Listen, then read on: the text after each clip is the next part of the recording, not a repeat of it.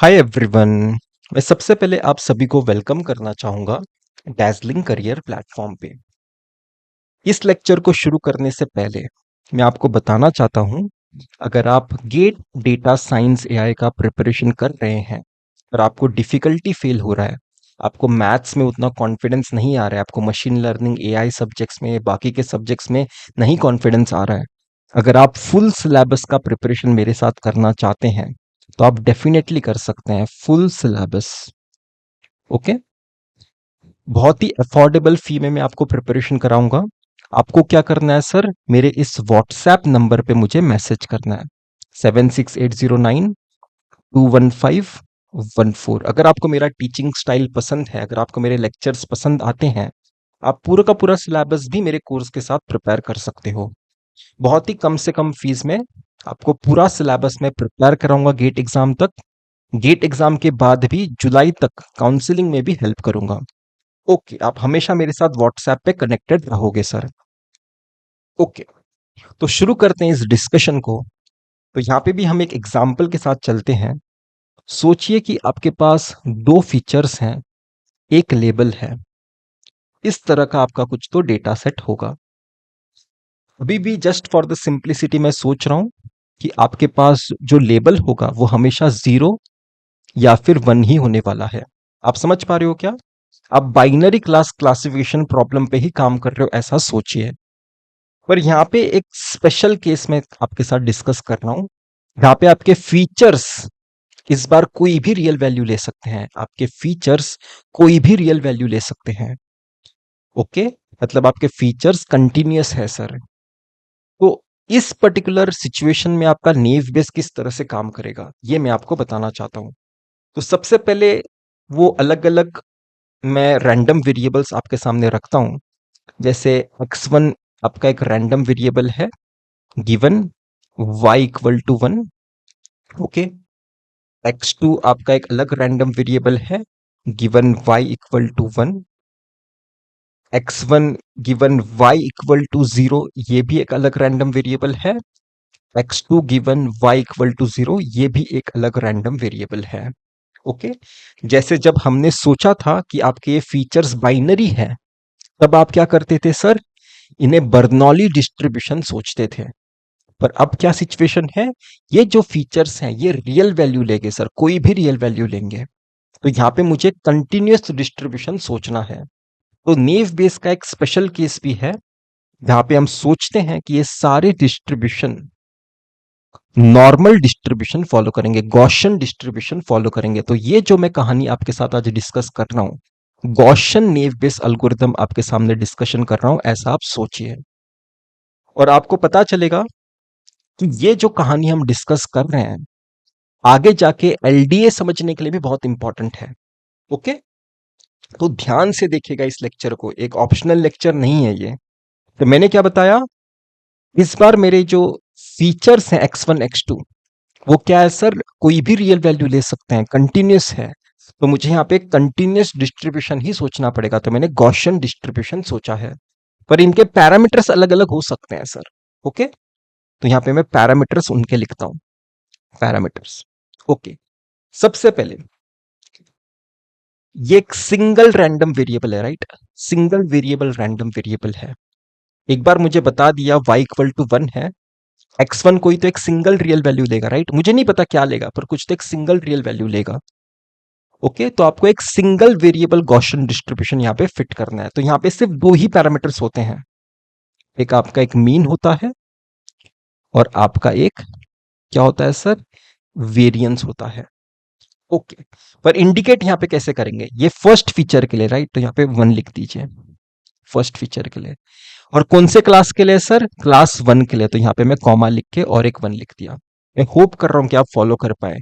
ये first feature के लिए, इसलिए यहाँ पे वन है, यहाँ पे वन है। ये क्लास वन के लिए, इसलिए यहाँ पे वन है, यहाँ पे वन है। ओके, अब हम सेम काम करेंगे सर, आपके इस डिस्ट्रीब्यूशन के पैरामीटर्स लिखेंगे, इस डिस्ट्रीब्यूशन के। तो वापस से यहाँ पे मैं एक म्यू लिख देता हूं और यहाँ पे मैं एक सिग्मा बना लेता हूं। इसको मुझे स्क्वायर करना होगा ताकि मैं वेरिएंस लिखाऊं, आपको बता सकूं। तो ये किसके लिए है सर, ये सेकंड फीचर के लिए। तो यहाँ पे मैं टू लिख देता हूं। और क्लास 1 के लिए राइट, तो कॉमा लिख के यहाँ पे 1 लिखता हूँ, कॉमा लिख के यहाँ पे 1 लिखता हूँ। मैं होप कर रहा हूँ ये नोटेशंस आपके लिए डिफिकल्ट नहीं है समझना।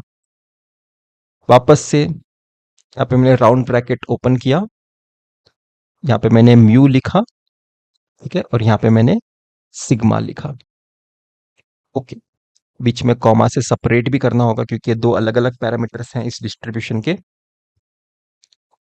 तो ये फर्स्ट फीचर के लिए तो सबसे पहले यहाँ पे 1 लिखा, और क्लास 0 के लिए तो यहाँ पे कॉमा लिख के यहाँ पे 0 लिख दिया। ओके, अब वापस से यहाँ पे ये सेम काम करेंगे। यहाँ पे दो पैरामीटर्स हैं सर इस डिस्ट्रीब्यूशन के, एक मीन होगा और एक वेरिएंस होगा। ओके, किसके लिए है सर? ये सेकंड फीचर के लिए, तो यहाँ पे 2 लिख दिया सबसे पहले। क्लास कौन सा है सर? क्लास 0 के लिए है, तो यहाँ पे कॉमा लिख के 0 लिख दिया। तो मैं होप कर रहा हूं कि ये पैरामीटर्स के नोटेशंस आपको समझने में डिफिकल्ट नहीं है। तो आपके पास आपका डेटा सेट आ गया, पर यहाँ पे आप देख सकते हो आपके डेटा सेट में 0 वाले कुछ रो हो गए, 1 वाले कुछ रो हो गए, 0 वाले 1 1 वाले कुछ रोज हो गए, राइट? क्यों ना एक काम करे, सबसे पहले y इक्वल टू 1 वाले रोज एंड y इक्वल टू 0 वाले रोज, जैसा हम हमेशा अलग अलग करते आए हैं नेव बेस में, वैसा करें। ठीक है, y इक्वल टू 1 वाले रोज अलग करिए, y इक्वल टू 0 वाले रोज अलग करिए। तो यहाँ पे क्या होगा सर? x1 x2, यही सिर्फ कॉलम बचेगा क्योंकि इन सारे रोज में y इक्वल टू 1 है, और यहाँ पे भी x1 x2 वाला एक कॉलम बचेगा, मतलब दो कॉलम्स बचेंगे। तो ये आपका एक डेटा सेट है जो y इक्वल टू 1 वाले पॉइंट्स का है, ये आपका दूसरा डेटा सेट है जो y इक्वल टू 0 वाले पॉइंट्स का है। ओके, तो मैं आपको एक एक करके बताता हूं ये पैरामीटर्स आप कैसे निकालने वाले हो। सबसे पहले मैं बताता हूं ये वाला पैरामीटर आप कैसे निकालोगे, μ11। ठीक है, मैं क्या बता रहा हूं सर? आप μ11 को कैसे निकालोगे, ध्यान से देखिए कि इस पैरामीटर को आप कैसे निकालोगे, ये मैं आपको एक्सप्लेन कर रहा हूं। तो आपको क्या करना है, x1 कॉलम में जितने भी वैल्यूज हैं, आपके x1 कॉलम में जितने भी वैल्यूज हैं, उनका एवरेज वैल्यू, उनका मीन वैल्यू कैलकुलेट करना है।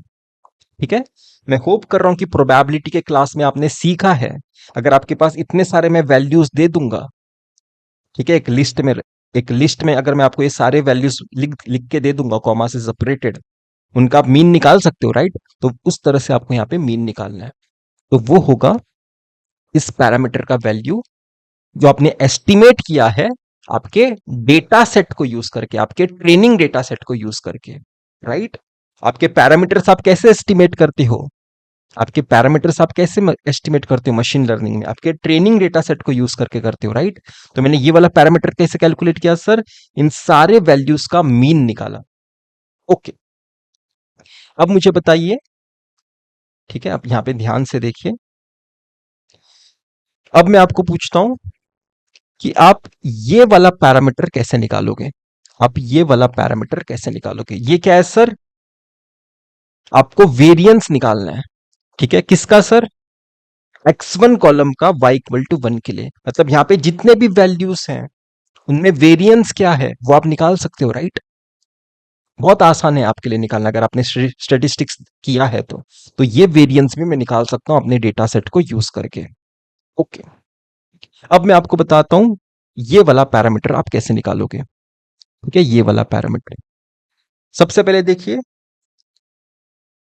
y इक्वल टू 1 वाली दुनिया में ही रहना है, और सेकंड फीचर की बात हो रही है, सेकंड फीचर की, तो मुझे क्या करना होगा सर? इन सारे वैल्यूज का मुझे मीन निकालना होगा और उसे मैं μ21 बुलाऊंगा। ओके, मैं होप कर रहा हूं कि बहुत आसान है आपके लिए समझना। अब मैं आपको बोलता हूं कि ये वाला पैरामीटर आप कैसे एस्टिमेट करोगे सर आपके ट्रेनिंग डेटा सेट को यूज करके। आपको क्या करना है सर? y इक्वल टू 1 वाली दुनिया में ही रहना है, पर सेकंड फीचर के लिए इन सारे वैल्यूज का वेरिएंस कैलकुलेट करना है। ठीक है, आपके इस कॉलम में वेरिएंस क्या है वो आप देखोगे और वो यहां पे लिखोगे।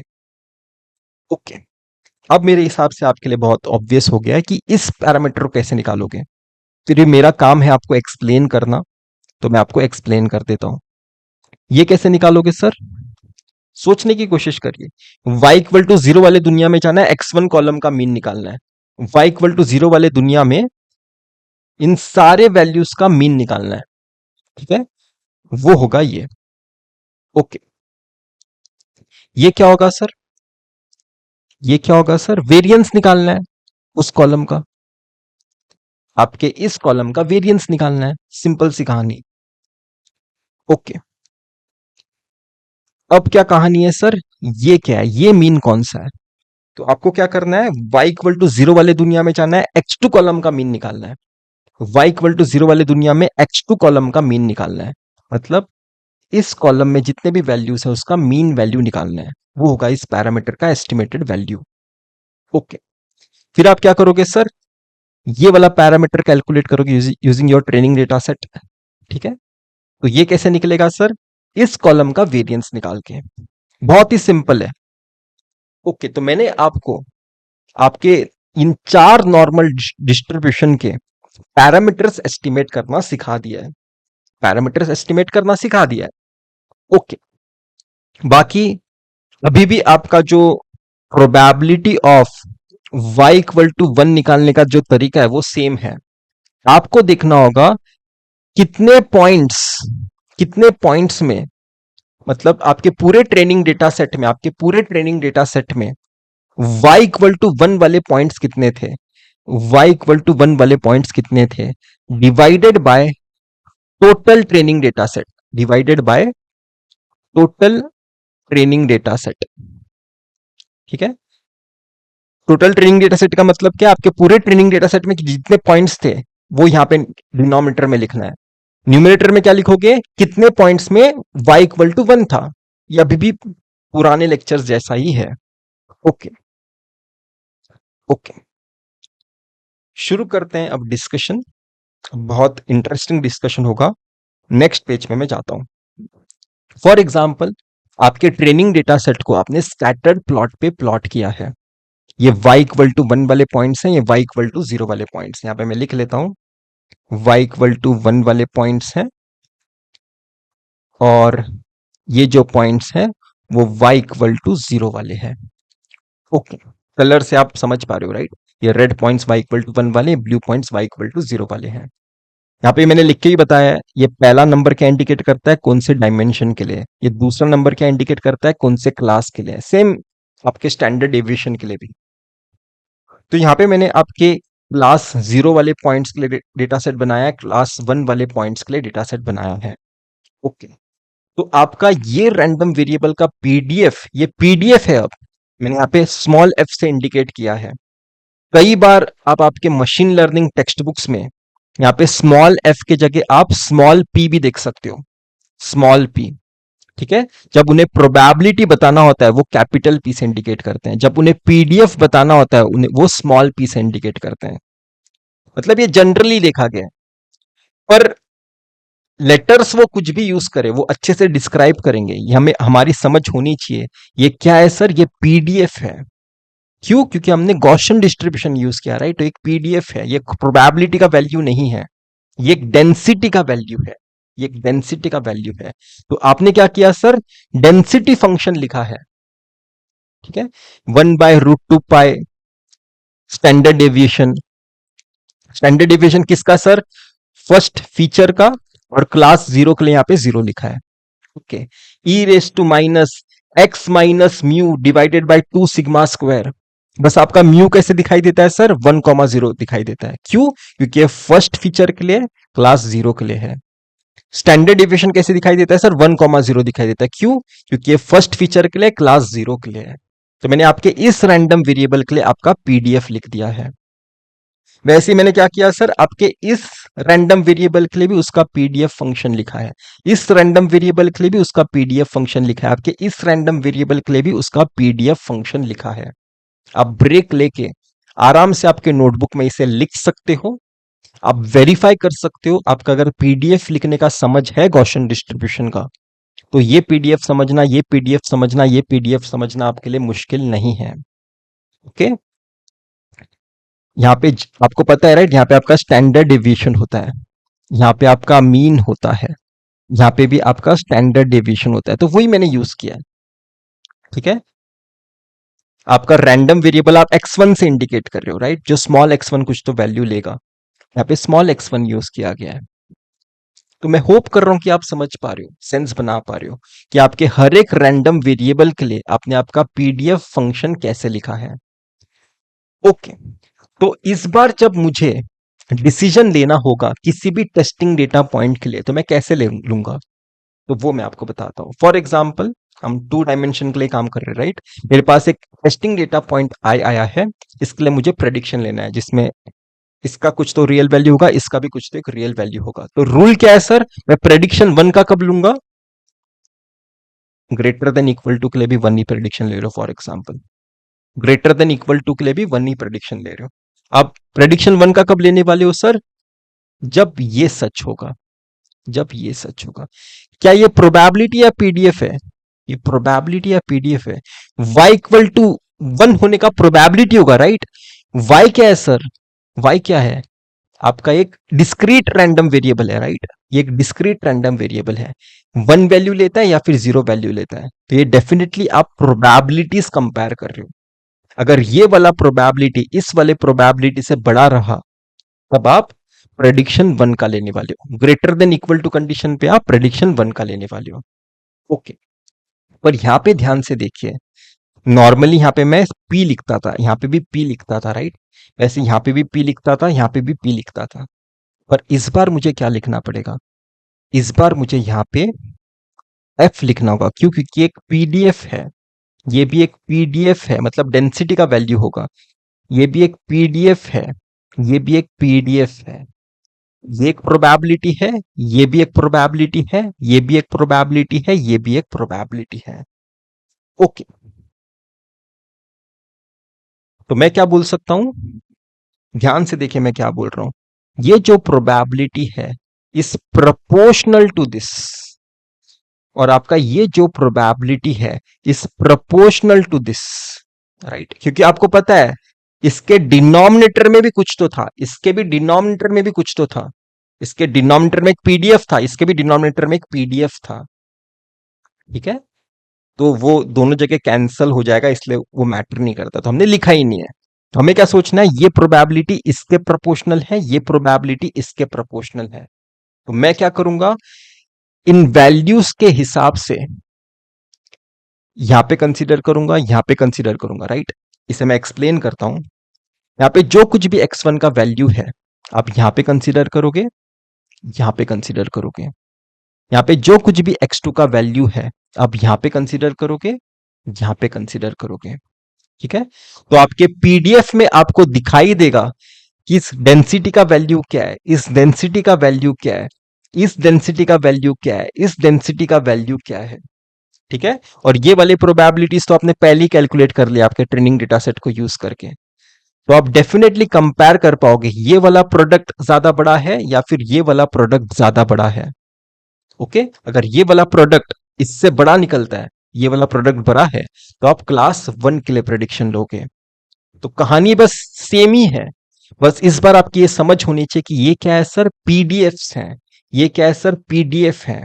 तो यहाँ पे जब आप वैल्यू सब्स्टिट्यूट करोगे आपके टेस्टिंग डेटा सेट के हिसाब से, ये एक डेंसिटी होगा, ये एक डेंसिटी होगा, ये एक डेंसिटी होगा, ये एक डेंसिटी होगा। डेंसिटी का वैल्यू जरूरी नहीं है कि 1 से छोटा ही होता है, 1 से बड़ा भी हो सकता है, ठीक है।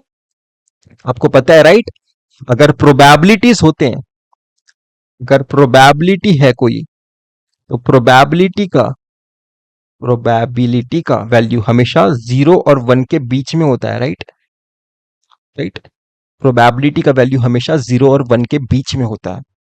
पर आपके डेंसिटी का वैल्यू 1 से बड़ा भी हो सकता है। ओके, मैं होप कर रहा हूं कि मैं आपको डिटेल में बता पा रहा हूं। अभी ये सेम चीज मैं आपको पिक्चोरिकली बताता हूं मैं क्या बातें कर रहा हूं। ओके, तो वो बताने से पहले या फिर बाद में ही बता सकते हैं, हम डायरेक्टली इस पिक्चर पे आते हैं। यही आपका स्कैटर्ड प्लॉट था, राइट। ये आपका स्कैटर्ड प्लॉट था। आपके पास, आपको याद होगा, राइट, आपके पास 4 डिस्ट्रीब्यूशंस थे, 4 डिस्ट्रीब्यूशंस। तो वो 4 डिस्ट्रीब्यूशंस यही थे, ये दो और ये दो। ये क्या हो तो बाद में सोचिए, ये 2 डिस्ट्रीब्यूशंस थे, ये 2 डिस्ट्रीब्यूशंस थे, जैसे मैं आपको दिखाता हूं, ठीक है। x1 given y equal to 1, x1 given y equal to 1, ये डिस्ट्रीब्यूशन आपको बताता हूं। x1 given y equal to 1, x1 given y equal to 1 वाला डिस्ट्रीब्यूशन यहां पे है, x1 given y equal to 1। Okay, दूसरा डिस्ट्रीब्यूशन कौन सा था sir? x2 given y equal to 1, x2 given y equal to 1, x2 given y equal to 1 वाला distribution यहां पे है, x1 given y equal to 0 वाला डिस्ट्रीब्यूशन यहां पे है, x2 given y equal to 0 वाला डिस्ट्रीब्यूशन यहां पे है। तो मैंने क्या किया है वो मैं आपको बताता हूं। आपके ये स्कैटर्ड प्लॉट है 2 डायमेंशन में। 2 डायमेंशन में हम जनरली विजुलाइज कर सकते हैं, इसलिए हम 2 डायमेंशन को ही टीचिंग के लिए यूज करते हैं।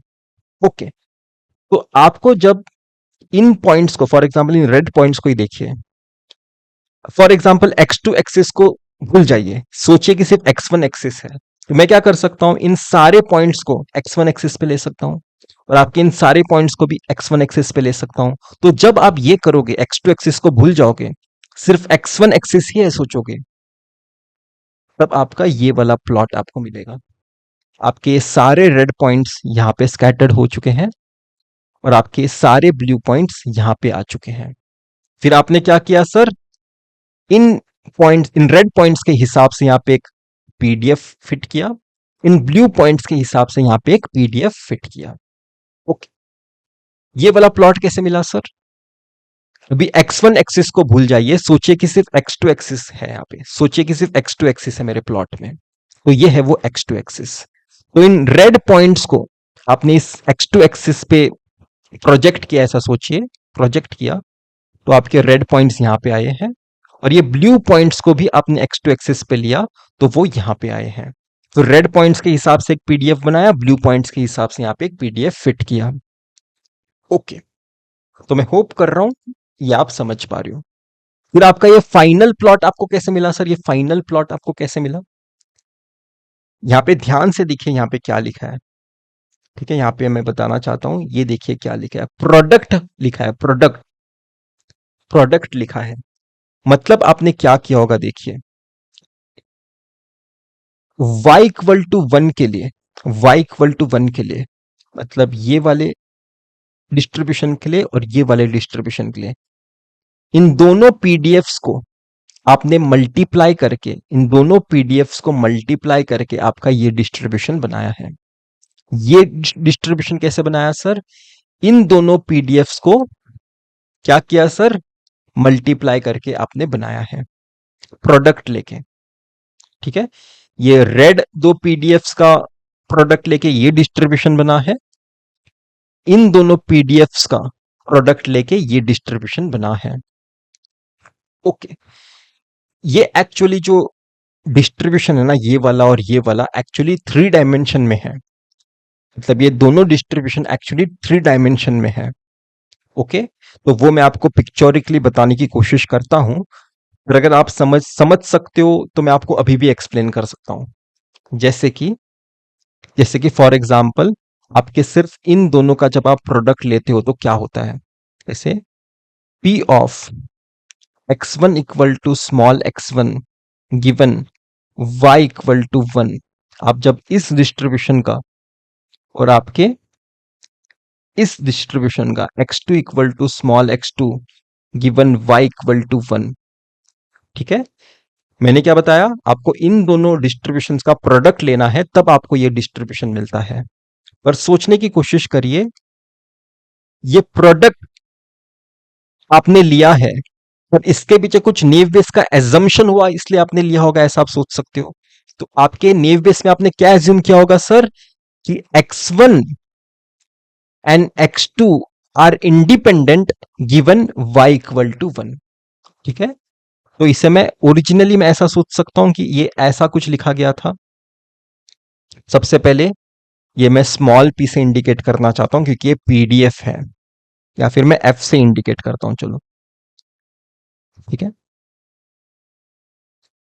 या आप ऐसा सोच सकते हो, x1 equal to small x1 comma x2 equal to small x2 given y equal to 1, ठीक है? तो ये एक जॉइंट डिस्ट्रीब्यूशन है, ये एक जॉइंट डिस्ट्रीब्यूशन है जिसे आपने प्रोडक्ट के फॉर्म में लिखा है। क्यों?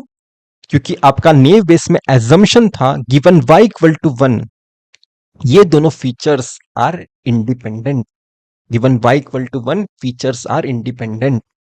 तो उस हिसाब से आप सोच सकते हो ये पीडीएफ प्रोडक्ट में आए हैं। ओके। पर अगर आपको आपके प्रोबेबिलिटी के लेक्चर्स का नॉलेज है, अगर आपके फैकल्टीज, अगर आपने मेरे से ही पढ़ा है मैथ्स, तो आपको डिफिकल्टी नहीं होगा, क्योंकि मैं पढ़ाया हूं जॉइंटली नॉर्मल डिस्ट्रीब्यूशन। ये एक जॉइंट डिस्ट्रीब्यूशन है, राइट? ये एक जॉइंट डिस्ट्रीब्यूशन है, ये एक जॉइंटली नॉर्मल डिस्ट्रीब्यूशन है। अगर आपके पास दो फीचर्स के लिए अगर आप नॉर्मल डिस्ट्रीब्यूशन वो फॉलो करेगा सोच रहे हो, तो ये डेफिनेटली एक 3 डायमेंशन प्लॉट होगा। ये मैं अपने प्रोबेबिलिटी के लेक्चर्स में बहुत ही ब्यूटीफुली एक्सप्लेन करता हूं। ये जो जॉइंट डिस्ट्रीब्यूशन होगा वो एक 3 डायमेंशन प्लॉट होगा। तो इसलिए मैं बता रहा हूं ये जो प्लॉट है वो एक 3 डायमेंशन प्लॉट है। उसका सिर्फ टॉप व्यू मैं आपको दिखा रहा हूं, ऐसा सोचिए। कॉन्टूर दिखा रहा हूं, टॉप व्यू दिखा रहा हूं।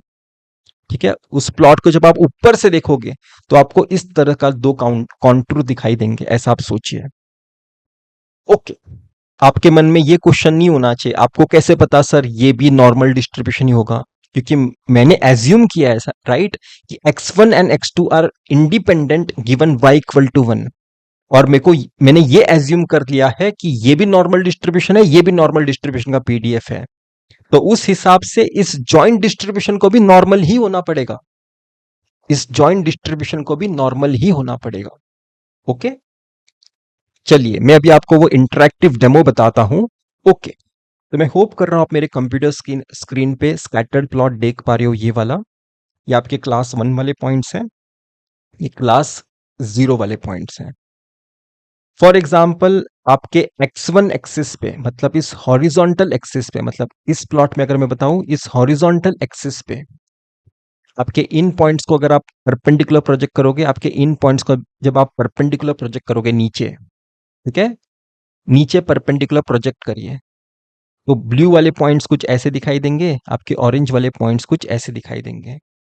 अब ये मत बोलिए सर यहाँ पे 5 पॉइंट्स थे, यहाँ पे 3 कैसे हो गए। आप सोचने की कोशिश करिए ना, ये जो पॉइंट्स हैं जो आप नीचे इन्हें प्रोजेक्ट करोगे सेम ही जगह पे तो गिरेंगे।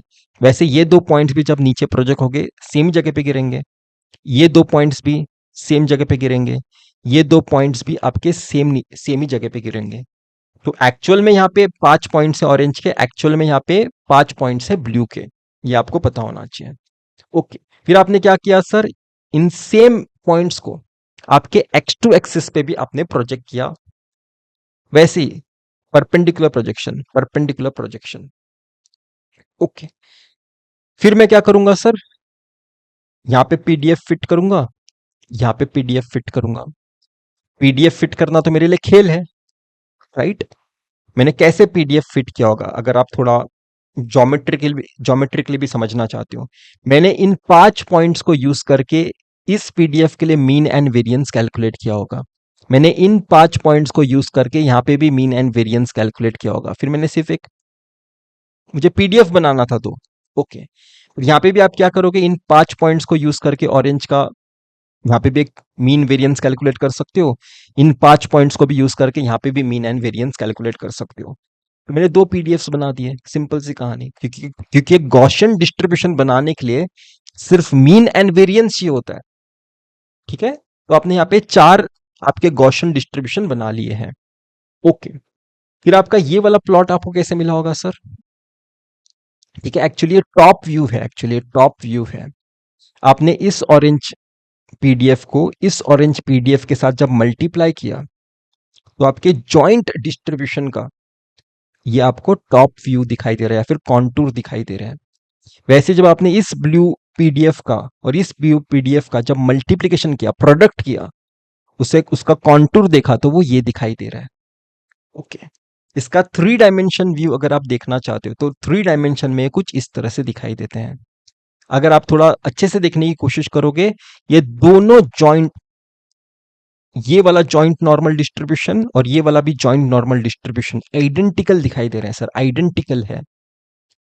बस ये इस जगह पे है, ये इस जगह पे है। ये क्यों हुआ सर?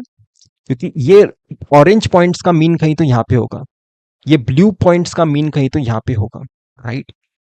तो आप क्या बोल सकते हो, ये दोनों नॉर्मल डिस्ट्रीब्यूशन सिर्फ मीन से सेपरेटेड है, पर इस डिस्ट्रीब्यूशन का भी कोवेरियंस मैट्रिक्स और इस डिस्ट्रीब्यूशन का भी कोवेरियंस मैट्रिक्स एग्जैक्टली सेम होगा। अगर मैं बोल रहा हूं कि ये दोनों Gaussian distribution shape wise identical है और ये 3 डायमेंशन में, राइट, गॉसियन डिस्ट्रीब्यूशन, तो मुझे क्या बात करना होगा? अगर ये शेप वाइज आइडेंटिकल है तो इसका मतलब है इनका कोवेरियंस मैट्रिक्स सेम है। इन दोनों गॉसियन डिस्ट्रीब्यूशन का कोवेरियंस मैट्रिक्स आइडेंटिकल है, सेम है। तो जब ऐसा सिचुएशन होता है ना, तब आपको यहां पे लीनियर डिसीजन बाउंड्री मिलता है। तब आपको यहां पे लीनियर डिसीजन बाउंड्री मिलता है। एक्चुअली ये एलडीए में भी हम यूज करने वाले हैं कॉन्सेप्ट। ओके, ये एलडीए में भी यूज करने वाले हैं कॉन्सेप्ट। पर नेव बेस में इस कॉन्सेप्ट को हम कैसे बोलते हैं पता है? नेव बेस में हम बोलते हैं, सबसे पहले इस दोनों प्लॉट पे फोकस करिए। ये जो दो पीडीएफ बने हैं, इनका मीन अलग होगा, मुझे परवाह नहीं है। इन दोनों पीडीएफ्स का वेरिएंस सेम होना चाहिए, ठीक है, इन दोनों पीडीएफ्स का। और इन दोनों पीडीएफ्स का भी वेरिएंस सेम होना चाहिए। मैंने क्या बताया? दो कंडीशन बताया। अगर आप लीनियर डिसीजन बाउंड्री चाहते हो, इन दोनों पीडीएफ्स का वेरिएंस सेम होना चाहिए और आपके इन दोनों पीडीएफ्स का भी वेरिएंस सेम होना चाहिए। तब आपको यहां पे लीनियर डिसीजन बाउंड्री मिलेगा। तब आप बोल सकते हो कि नेव बेस में जब आप 3 डायमेंशन में देखोगे नॉर्मल डिस्ट्रीब्यूशन को, तब ये दोनों डिस्ट्रीब्यूशन सेम शेप के दिखाई देंगे, सेम शेप के, बस इनका मीन अलग होगा। ओके, अब मैं आपको कहानी बताता हूं। क्या गॉसियन डिस्ट्रीब्यूशन हमेशा लीनियर डिसीजन बाउंड्री बनाता है क्या? नहीं, मैंने आपको कंडीशन बताया, राइट। इन दोनों पीडीएफ्स का वेरिएंस सेम होना चाहिए और इन दोनों पीडीएफ्स का वेरिएंस सेम होना चाहिए। तो वो डेटा सेट पे डिपेंड करता है वो होगा कि नहीं। जैसे कि आपका मैंने ये डेटा सेट चूज किया, ठीक है, ये ब्लू वाले पॉइंट्स हैं, ये ऑरेंज वाले पॉइंट्स हैं, ठीक है। सबसे पहले आपके इन ब्लू पॉइंट्स को आपने x1 एक्सिस पे प्रोजेक्ट किया, इन ऑरेंज पॉइंट्स को आपने x1 एक्सिस पे प्रोजेक्ट किया। फिर इन ब्लू पॉइंट्स को आपने x2 एक्सिस पे प्रोजेक्ट किया, इन ऑरेंज पॉइंट्स को आपने x2 एक्सिस पे प्रोजेक्ट किया। अब पीडीएफ फिट करते हैं। ओके, अब आप क्या देख सकते हो? इन दोनों पीडीएफ्स को आप देख सकते हो, राइट, इनका वेरिएंस सेम नहीं है सर। वैसे ही आपके इन दोनों पीडीएफ्स का भी वेरिएंस सेम नहीं है। तो इस बार अगर आप यहाँ पे आपका डिसीजन बाउंड्री देखोगे तो वो एक सर्कुलर शेप में आया है सर, लीनियर डिसीजन बाउंड्री है नहीं। अगर इसे मैं 3 डायमेंशन में आपको बताने की कोशिश करूं तो 3 डायमेंशन में भी आप देख सकते हैं, राइट, ये आइडेंटिकल शेप में नहीं है सर दोनों। जॉइंट नॉर्मल, ये वाला जॉइंट नॉर्मल और ये वाला जॉइंट नॉर्मल आइडेंटिकल शेप में नहीं है, तो इनका कोवेरियंस मैट्रिक्स सेम नहीं होने वाला है। ओके, तो मैं होप कर रहा हूं कि आपको समझ में आया पूरा का पूरा concept of Gaussian naive Bayes algorithm. Okay, thank you.